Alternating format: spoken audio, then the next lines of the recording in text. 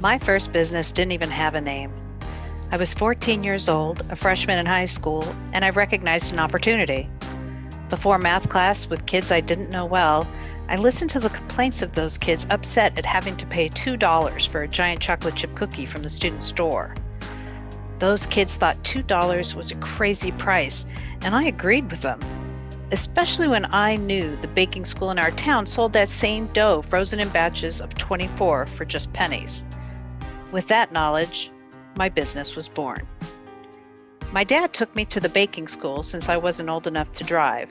I invested my own money, baked large cookies by the sheetful, and Dad gifted me plastic sandwich bags to package my inventory. I carried 18 cookies all lined up in a shoebox to school.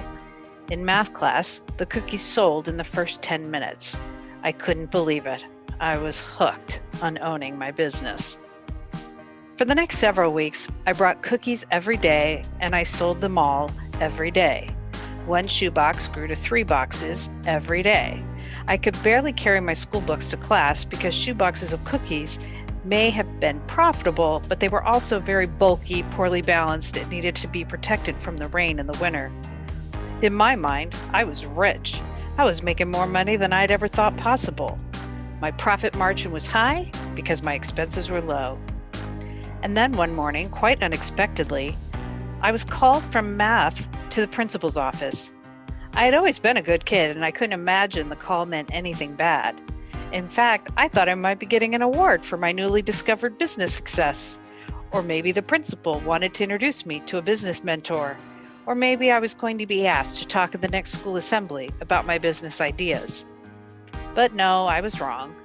That was the day my first business came to an end. The principal was on the phone when I arrived. Without hanging up, he paused his conversation and said, "Are you the cookie girl?" "Why, yes, I am, sir," I smiled proudly.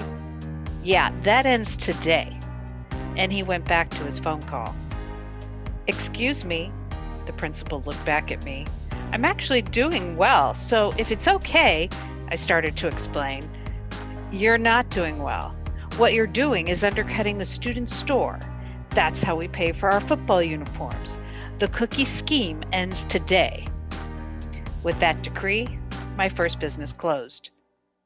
But it opened my mind and did teach me several important lessons.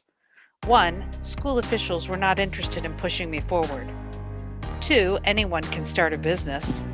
And 3, even a kid's business can rattle someone else's enterprise.